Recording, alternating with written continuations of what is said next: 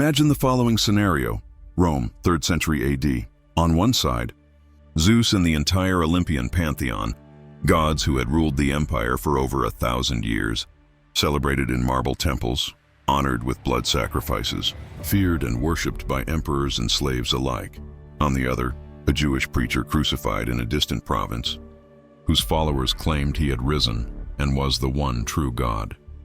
This wasn't just a theological dispute waged in scrolls and philosophical debates. It was a cultural war that redefined the West, spilled rivers of blood, toppled ancient temples, and turned the persecuted into persecutors. A battle where lions devoured Christians, where emperors were converted, where the cross replaced the Roman eagle. And it all began when a small group of religious fanatics dared to say that Zeus, Jupiter, Apollo, and the entire celestial court were just demons. Today we will delve into this story that few tell in its entirety, the deadly confrontation between the Christian god and the Olympian gods for the soul of Rome, the empire of 1,000 gods. When we speak of Zeus in the Roman context, we are talking about Jupiter, the supreme god adapted by the Romans. But Roman religion was not simple. It was a complex system of deities for every aspect of life. Mars for war, Venus for love, Saturn for agriculture, Janus for doorways and transitions. The historian Titus Livius recorded that Rome respected not only its own gods but also incorporated deities from conquered peoples. It was a state religion but also a practical one. Offerings were made to the gods to obtain specific favors. A general sacrificed bulls to Mars before battle. A merchant offered incense to Mercury to make a profit. A pregnant woman prayed to Juno to protect her childbirth. Temples were not places of silent meditation as we imagine churches today. They were banks, courts, and political meeting places. The Temple of Jupiter Capitolinus in the heart of Rome was where victorious generals offered their spoils of war, where consuls swore their oaths of office, where divine power legitimized imperial power. Pliny the Elder wrote that Rome had more statues of gods than citizens. This was no rhetorical exaggeration. Every street corner had its altar, every house its lararium of household gods, every professional corporation its patron deity. Roman religion didn't require faith, it required participation. You didn't have to believe in Jupiter, but you did have to offer sacrifices. It was a contract. I honor you, you protect me. The arrival of the intolerant god. Amidst this tolerant religious mosaic, something unprecedented emerged: Christianity. And it brought a radical message that shocked the Roman mind. There is only one true God. All others are false. To an average first-century Roman, this was insanity. They knew dozens of religions. Egyptians worshipped Isis, Persians worshipped Mithras, Jews worshipped Yahweh. Each people had their gods, and Rome respected them. But Christians not only rejected the Roman gods, they considered them demons. The Christian apologist Tertullian, writing in 197 AD, was blunt. Your gods are demons. Imagine the scandal. It was like spitting in the face of centuries of tradition. The early Christians refused to participate in public rituals. They did not offer incense to the emperor's genius, not out of political rebellion, but because they considered it idolatry. They did not frequent temples. They did not celebrate the religious festivals that structured the Roman calendar.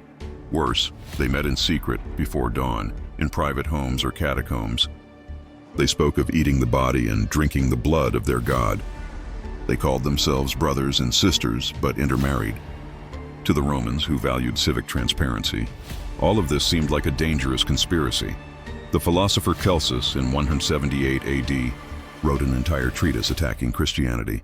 Why do you not respect the ancestral gods? Why do you hide like criminals? Why do you preach to slaves and ignorant women instead of to the wise? The circus of martyrs' tension erupted into persecution. Contrary to what many think, it wasn't 300 continuous years of carnage. It was waves of violence interspersed with periods of relative peace. The first great persecution came under Nero in 64 AD.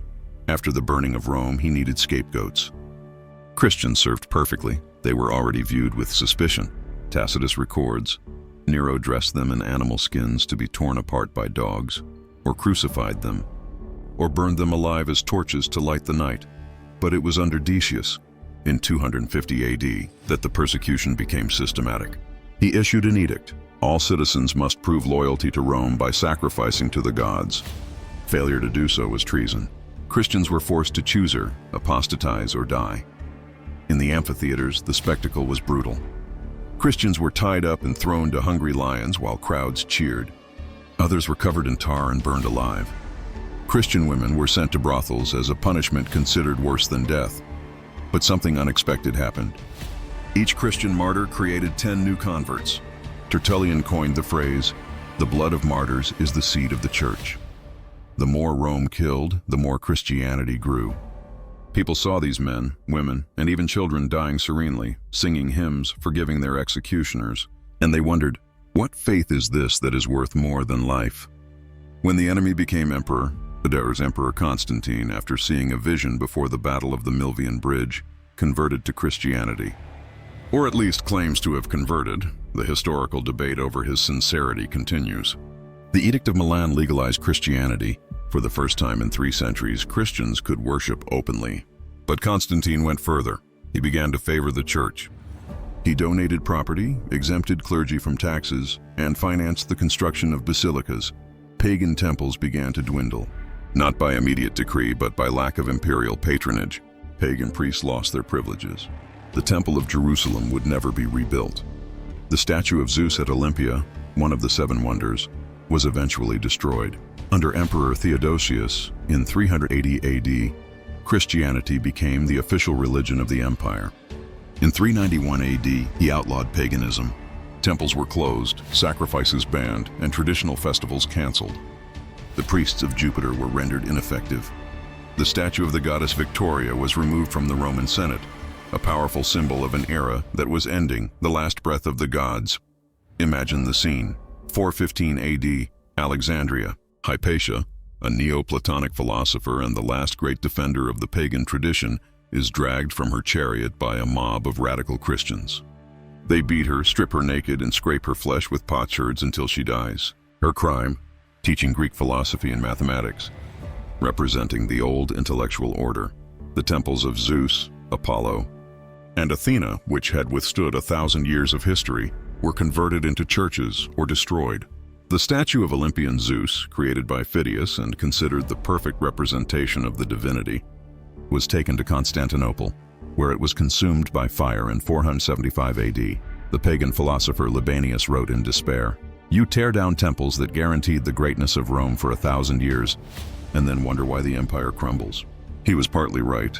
The Western Roman Empire would fall in 476 AD, but Christianity would survive, ironically. Using the Roman administrative structure it inherited, Jesus defeated Zeus, not with armies, but with conviction, not with imperial power, but with sacrifice. A crucified God defeated the king of Olympus. What makes this story fascinating is not just the result, it's the process. A religion of slaves and the poor conquered the most powerful empire in the world. A faith that preached love for one's enemy survived lions, bonfires, and swords. And when it gained power, it repeated the same mistakes of its persecutors, closing temples and silencing dissenters. The battle between Jesus and Zeus was not just about theology. It was about power, cultural identity, and the eternal question: who defines the sacred? The answers given in Rome between the 1st and 4th centuries still echo in our world today. Which side would you have chosen in that ancient Rome? The traditional gods or the revolutionary god? Leave your opinion in the comments. And tell me, which part of this epic battle did you find most impressive?